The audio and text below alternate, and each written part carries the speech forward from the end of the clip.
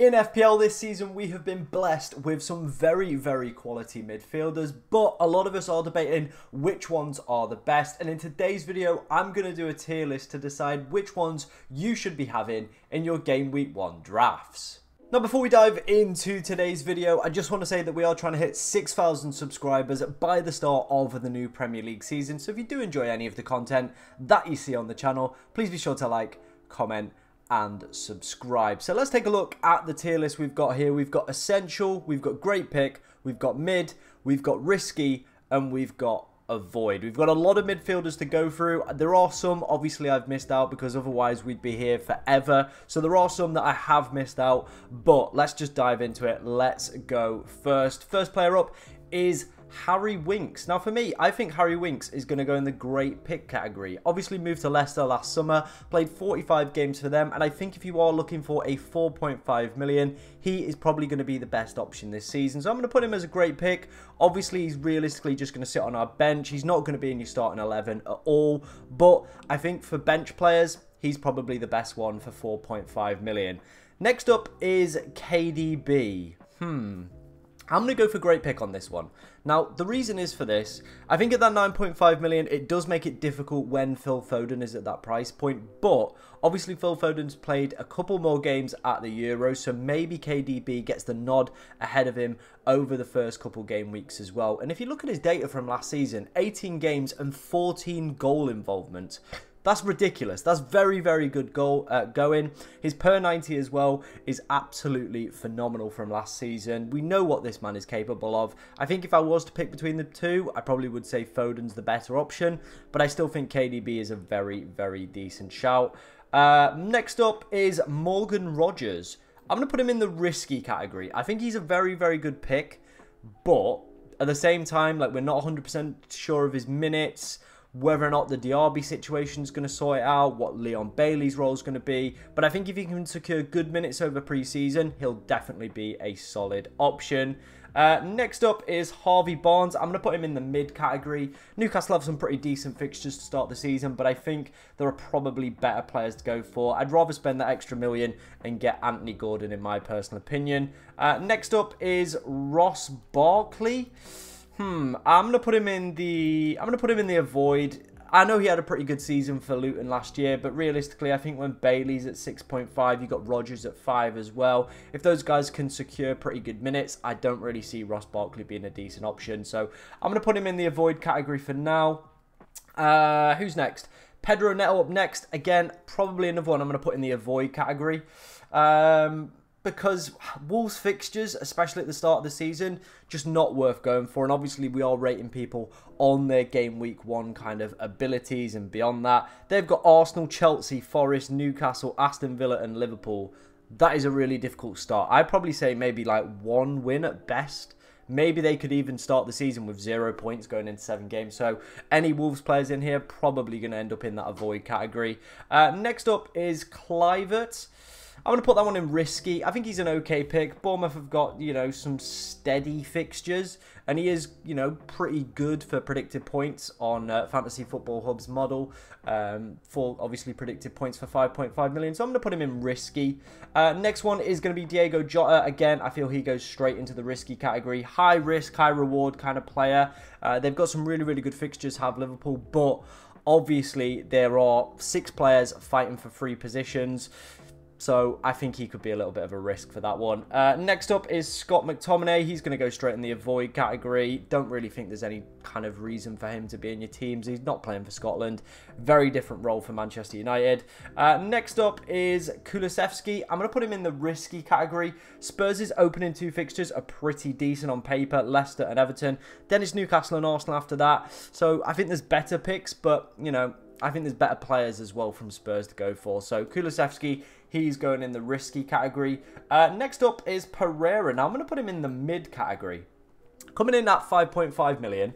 Fulham have some very good fixtures to start the season. Outside of Manchester United, they've got Leicester, Ipswich, West Ham, Newcastle and Nottingham Forest. Very good on set pieces. Obviously, we're going to have to see how this team copes without Paulinho. But from an attacking standpoint, Fulham do play some very good stuff. I think if they could get Emil Smith-Rowe across the line as well, he could be a very good option. But, Pereira, on all the free kicks, takes some penalties as well. I'm going to put him in the mid category. Next up is Bernardo Silva. Where do I put this one? I think probably goes in the mid category again. City have got some pretty decent fixtures to start the season, but again, with the likes of Foden and KDB, I don't really see a world where you're going to pick Bernardo Silva. So he's a pretty mid pick in my personal opinion. Same goes for James Maddison. Obviously, there was points last season where we all wanted him in our side. And I definitely think there will be times again this season. Some opening 2 fixtures for Spurs are pretty decent. But he's just a bit of a mid pick in my personal opinion. I don't think he's got anything on Son or Brennan Johnson in my personal opinion. But let's wait and see on that one. Moving on to our next pick, it is going to be Conor Gallagher. He's going straight in the avoid. I don't really think anything else kind of needs to be said on that one.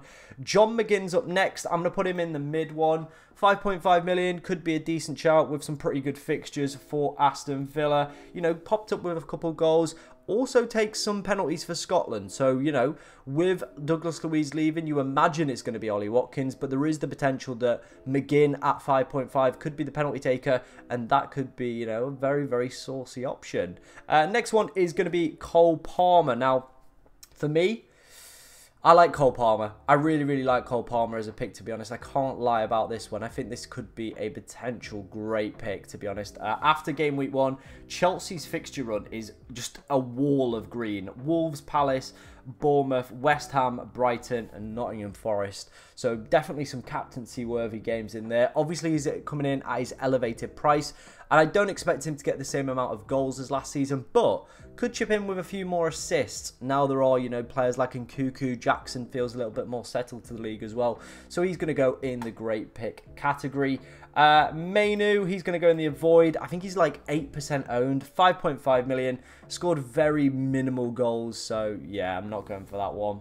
Next up is going to be Matoma. He's going to go straight in the mid category. I think there will be a time to own Brighton assets. Sorry, I keep doing that. Maybe around game week 4 when they take Ipswich, but for the opening 3, not worth looking at. Coming back from a long-term injury as well, so probably not going to be in there. Same goes for Adingra, but I'm going to actually put him in the avoid because it looks like he potentially could be leaving the club, so that goes in for that one. Doku. Is he going to go in the mid or the risky? I'm going to put him in the risky. You know, 6.5 million for him. It does feel like quite a good price if you can kind of nail down a position within that starting lineup. But obviously they've got Jack Grealish as well. So I just don't think he's going to be a good enough option this year, in my personal opinion, for FPL. There might be times where we want to own him, but let's wait and see how he gets on at the start of the season. But for me, it feels like a bit of a risky one, especially with the quality we've been blessed with Manchester City. Moving up to Dominic Szoboszlai. Now, I'm going to put him in the risky category as well. I think he could theoretically have a pretty decent season. Didn't settle too well in the Premier League within his first year. Didn't really pull up any trees. Euro 2024 as well was fairly mid as well, but Liverpool, like I said, do have some pretty amazing fixtures from an attacking standpoint. Ipswich, Brentford, Manchester United, Nottingham Forest, Bournemouth, Wolves and Palace within their opening set of fixtures, and if, you know, he's cooking in pre-season, he could potentially be worth a little bit of a gamble at 6.5 million. Moving on to our next one, it is going to be Semenyo. I'm going to put him in the mid. 5.5 million seems fairly reasonable for him. Again, his minutes aren't entirely secure, but, you know, there's some okay-ish fixtures in there. He just feels a little bit mid at 5.5. Jordan Ayew, again, probably goes straight into the mid category, doesn't he, really? Like, nothing really to write home about. There's some good fixtures for Palace, but I think I would prefer going for Eze if I had to pick. Souček is the next one. West Ham's fixtures are very, very disappointing to start the season. Villa, Palace, City, Fulham, Chelsea, Brentford. Not a great set, so I'm going to put him in the avoid. Didn't really pull up any trees from an FPL perspective. It's not the 2021 season anymore. He's not scoring from every single corner, so he's going to go straight into the avoid. Next player is Decore. Again, I'm going to probably put him in the avoid category for me. Nothing really substantial for fixtures and for anything that he did last season. Maybe if he can show a little bit of form, could enter it, but for me, it's just an avoid, isn't it? There's so many better options, like this man for me. I'm going to put him in great pick. Am I going to put him in great pick? I'm going to put him in great pick. For 5.5 million, I think Hudson-Odoi is a little bit of a cheat code, to be honest. He did fairly well last season, 8 goals, 2 assists off the top of my head, if I remember correctly. Nottingham Forest opening 3 fixtures are very, very tasty on paper, and after that, you could very easily switch him out for the plethora of 5.5 million. So I'm a big fan of Hudson-Odoi. Already picked up 2 assists in pre-season so far as well. So Hudson-Odoi going in the great pick category. Next up is Kudus. I'm going to put him in risky. The West Ham fixtures are just not good enough for me, but we know what he's capable of. But at the start of the season, probably one I would be looking to avoid. If you wanted to put him in, yeah, but it's a very risky pick. Like, the fixtures just definitely aren't there, so I'm going to put him in that one. Marcus Rashford.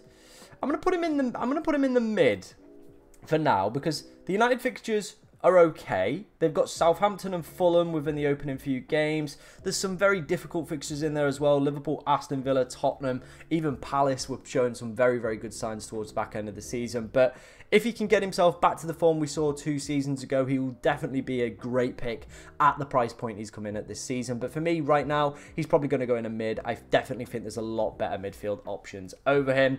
One of those, I think, you know what, for the opening 2 game weeks, going a little bit under the radar, is Son.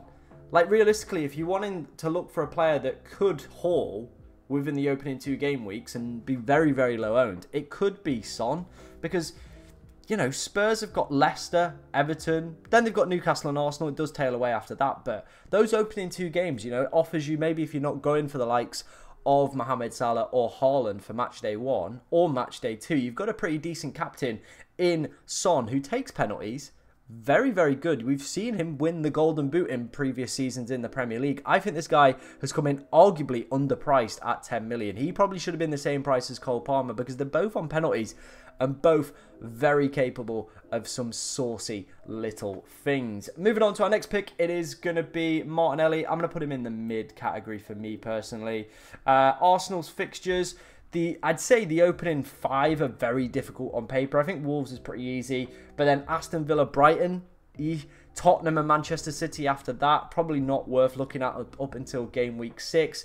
Coming in at a very, very respectable price at 7 million. If he can nail himself down within that starting 11, I definitely think he could be on a few people's radars. Moving on, it is Hwan Hee-chan, who's been rumoured with a move away. Like I spoke about, Wolves' fixtures are very, very poor, so we're going to put him in the avoid. Next up, Dwight McNeil, again, 5.5 million. I'm not too keen on the Everton fixtures from an attacking standpoint or their attacking potential either. Very much the same kind of opinion with any Sean Dyche kind of team. So yeah, he's going to go in the mid category. Garnacho, again, probably going to enter the mid category, 6.5 million.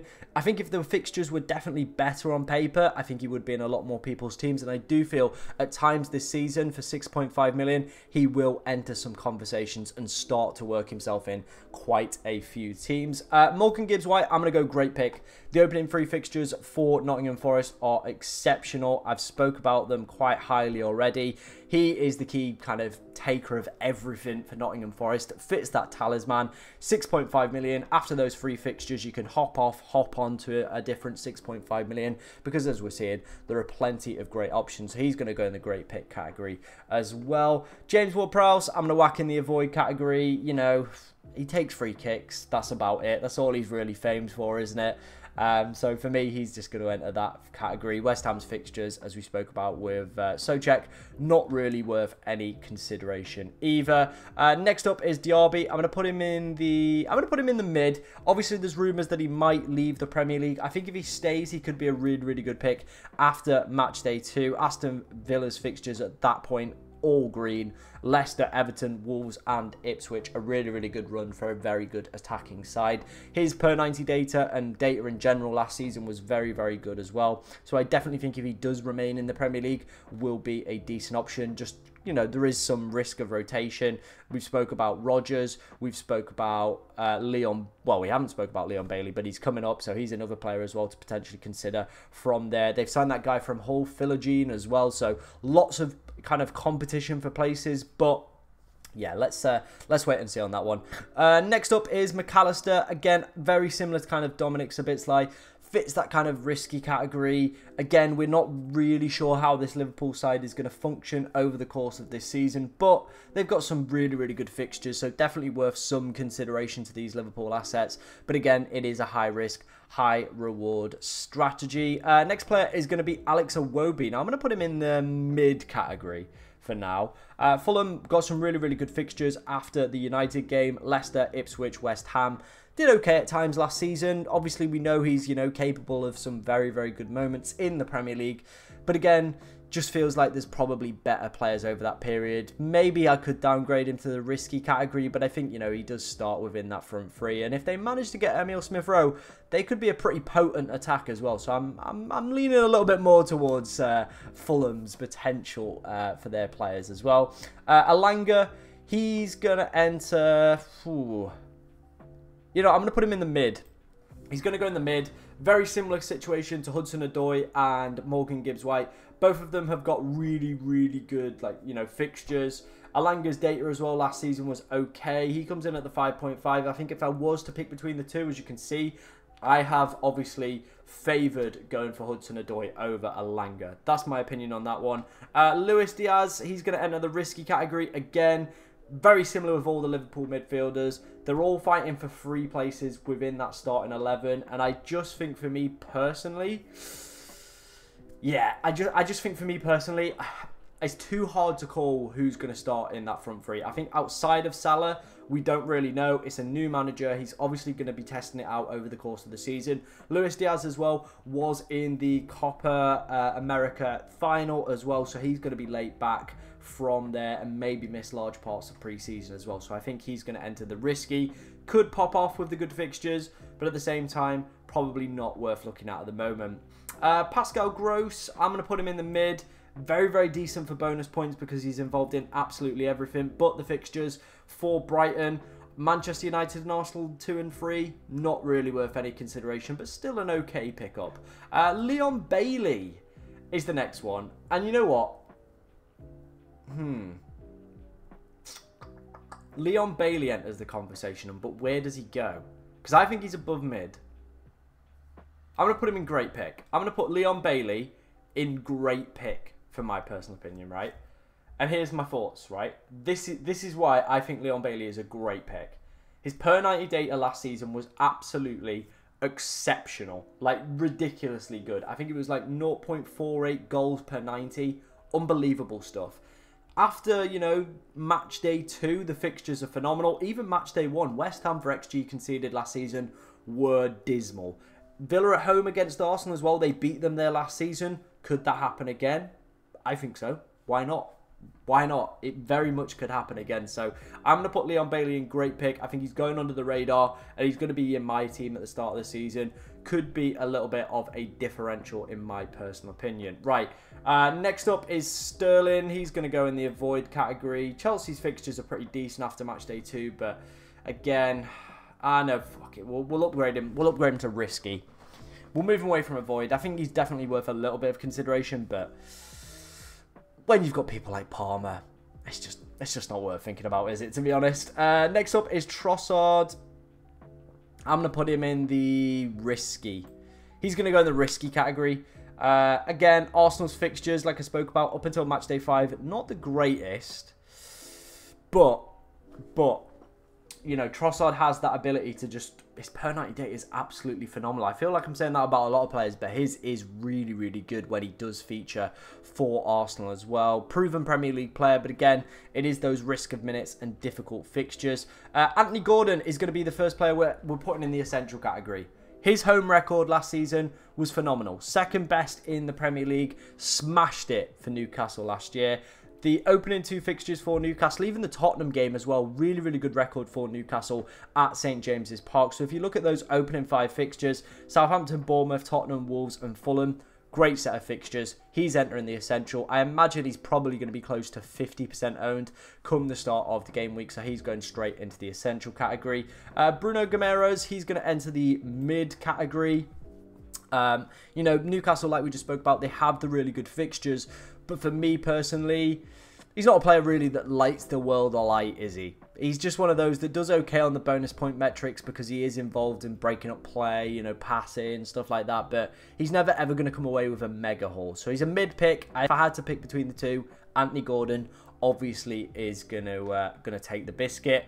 Odegaard. I'm gonna go great pick for Odegaard. I think he could be a decent shout. Like, the fixtures aren't there, but it's Arsenal. They're still going to be a very, very strong team this season, and at his price point of 8.5 million, I think he could be a really, really decent shout, especially if we get the Odegaard we saw 2 seasons ago, where he was phenomenal for goal involvements for this Arsenal side as well. But I think he could be a really, really decent shout if you're looking to potentially save a little bit of money on Bukayo Saka. Declan Rice, he's going to enter the mid category. Again, had a really, really good season. I think it was 8 goals, 6 assists for him last year, and was starting to take some set pieces towards the back end of the year.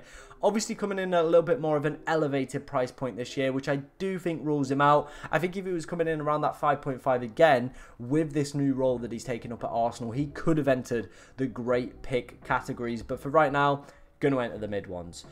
Jared Bowen, he's going to enter risky. Always a really good player. He always ends up in my team at some point in the year, but the fixtures are just not there for West Ham, so he is a risky pick for the match day ones. Saka is going to enter the great pick categories. I think he's a really, really decent shout for match day 1. The fixtures, they're like that for Arsenal. I really, really don't know how to call them. I think on paper they look extremely difficult, but if this is an Arsenal team that wants to be challenging for the title again, they're going to have to, you know, not drop points at all, because Manchester City is so fluid. Saka, though, the only concern I do have with him, and obviously Phil Foden, who we're still yet to discuss, is the fact that these guys played in the Euro final. They're probably going to miss large parts of pre-season. Whether or not they're going to be fully fit and, you know, fully trusted to play full 90 minutes, I think Saka is more the case in that category than Phil Foden. I expect Saka to probably play most like 90 minutes. He did last season with 1 leg at times. Phil Foden, on the other hand, yeah, we saw like, you know, sometimes Pep just does Pep things. Like this last season was the most minutes he's played under Pep Guardiola. Definitely a massive improvement. I definitely think he moves away from this rotation risk mentality. You know what? Let's talk about Phil Foden. Let's get him in here as well. Great pick as well. But he definitely moves away from this mentality. He had a phenomenal season. His per 90 data, chef's kiss. Unbelievable player. Over 30 goal contributions for him last season. Phenomenal player. I definitely think, like I said, he has moved away from being a kind of rotation risk, in my personal opinion. Obviously, that is kind of the label that any City midfielders usually get. He's definitely moved away from that one. But over the opening couple game weeks, he could be a little bit more of a rotation risk, because he obviously just finished the Euros. Same goes for Saka as well. We'll have to see how quickly they enter their pre-season camps after having a little bit of time off after the Euros. And that goes for any player, like I spoke about with Luis Diaz as well. There's going to be some other players that might be late back from Euro camps or holiday as well. So just keep an eye on those for potential picks. I think this one's going to be our final mid pick. It is Bryan Mbeumo. I feel if Ivan Toney leaves, he definitely becomes a great option at 7 million. The fixtures, it kind of bounces around a little bit. A lot more difficult than great fixtures over the opening 5. Liverpool, City, Tottenham. But they've also got newly promoted Southampton and Crystal Palace, on the opening day. If he can get penalties, and if Toney leaves, I think he could be a great shout. Other than that, though, with the fixtures, he's going to go into mid. Let's go for the next great pick. I'm going to go for... we're going to go for Bruno Fernandes in here. Manchester United, we spoke about their fixtures already. 8.5 million for a player that plays every single minute for them, on penalties as well. I definitely think he'll be entering the conversation at some point. You could arguably go with Bruno Fernandes from the start and then switch to Odegaard if you're looking at that 8.5 million bracket. But for me, I think he's a very, very solid pick for the start of the season. He plays every single minute. He just is phenomenal on penalties as well. I've got a lot of time for Bruno Fernandes, as you can tell. The final player we're going to be covering is Mohamed Salah. He's going to enter the essential category. Now, this is a controversial one, isn't it? This is controversial because people, they're looking to go without Mohamed Salah, and I think that could be a little bit of a doubt, mainly because of the captaincy potential he offers. Match day 1, Ipswich. bang. Easy captain there against a newly promoted side. Always does well on game week 1 and always does well against newly promoted sides as well. Brentford at home in match day 2. Probably on paper better than not better than Erling Haaland. You know, offers an alternative captain for Erling Haaland if you're looking to go without him. Manchester United away, probably a little bit difficult. But then it's Forest, Bournemouth and Wolves as the next 3. Those 2 home games, Salah had a pretty good home record. I think he was 4th for points scored at home last season. He could be a very, very good shout for captaincy for those 2 match days as well. Game week 4 and game week 5. With, you know, City playing Brentford and Arsenal over that period as well. I think he offers a great captaincy option. So he's going to enter the essential category as well. Let me know what you think of my rankings. Did I get anybody wrong? Let me know down in the comment section. If you've got any questions about your team as well, get them in the comments, as we will try to answer as many as we possibly can. But thank you very much for watching today, ladies and gentlemen, and good luck in game week 1.